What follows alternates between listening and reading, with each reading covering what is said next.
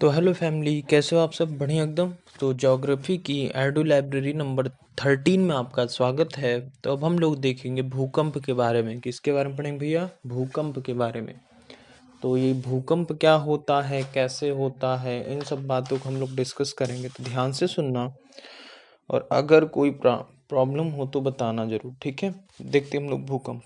तो भाई देखो, स्टडी ऑफ भूकंप क्या कहलाएगा? सिस्मोलॉजी। तो पढ़ाई, अगर कोई भूकंप की पढ़ाई करो, क्या कहलाएगा? सिस्मोलॉजी। भू भू परपटी मतलब हमारा जो ये सरफेस है, इसके हिलने डुलने पर जो आता है उसी को कहते हैं अर्थक्वेक, ठीक है?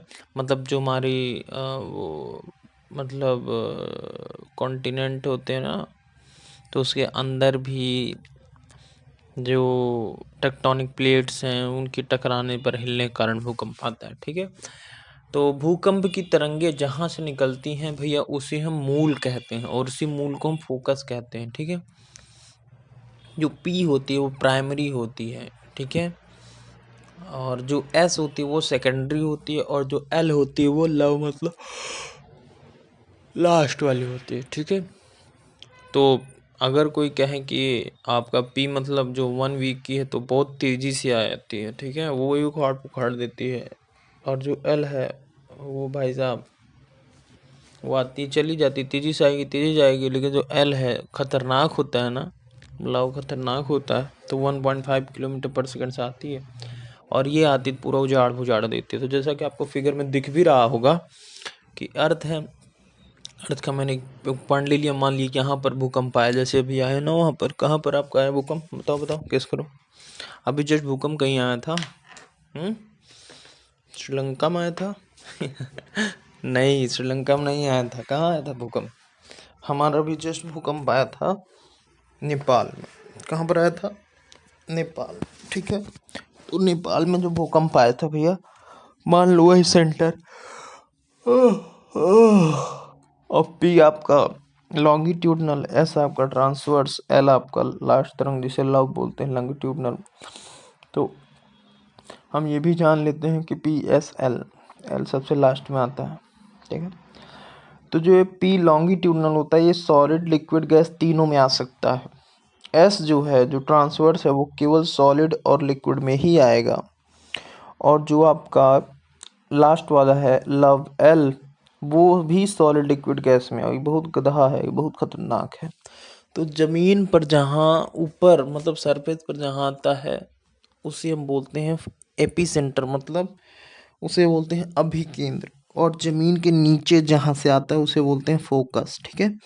तो सिस्मोग्राफ यंत्र से हम इसको पता करते हैं कितने का आया, क्योंकि आज तक कोई ऐसा यंत्र बना ही नहीं कि जो बता दे कि भूकंप आने वाला है।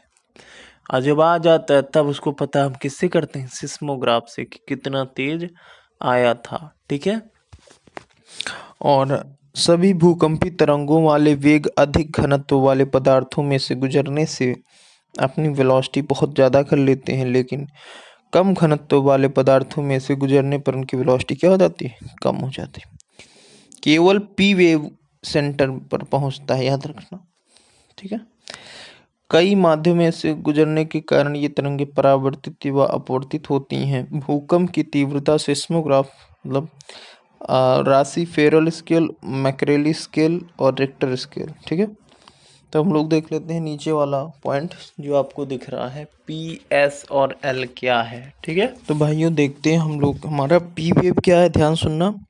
देखो, जैसे आपको लेफ्ट में देखो तो बहुत छोटी छोटी लाइनें बहुत जल्दी जल्दी चल रही हैं, मतलब इसमें टाइम पीरियड कम होता है। अभी हमने पढ़ा भी था कि पी की जो स्पीड होती है वो जनरली 6 या 8 किलोमीटर पर सेकंड होती है, एस की स्पीड 3 किलोमीटर पर सेकंड, और एल की स्पीड 1.5 किलोमीटर पर सेकंड।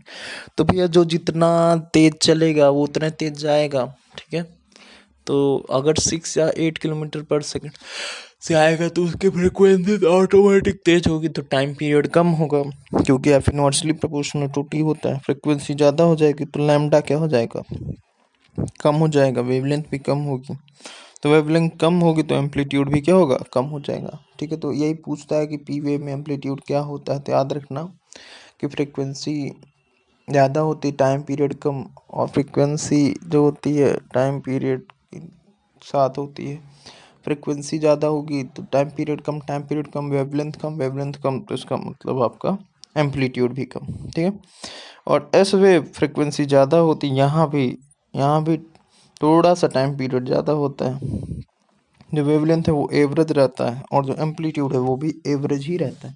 और एल वेव में फ्रिक्वेंसी बहुत कम रहती है, ठीक है, ज़्यादा नहीं, बहुत धीरे से आता है ना, 1.5 किलोमीटर पर सेकंड से आता है। तो जब फ्रिक्वेंसी कम तो मतलब ज़्यादा देर तक के लिए, तो यही हिलाता है ना भाई साहब, जो हिले थे हम लोग भूकंप जब आया था एक बार, तो ये हिलाता है कौन, एल। एल ही खतरनाक है, लव खतरनाक होता है ना भैया। ठीक है, बर्बाद करते हैं। आगे बढ़ते हैं तो PSL का एक फिगर और है, उसको हम लोग देखते हैं तो ज़्यादा क्लियर हो जाएगा। तो मतलब मुद्दा समझ में आ गया ना, ठीक है।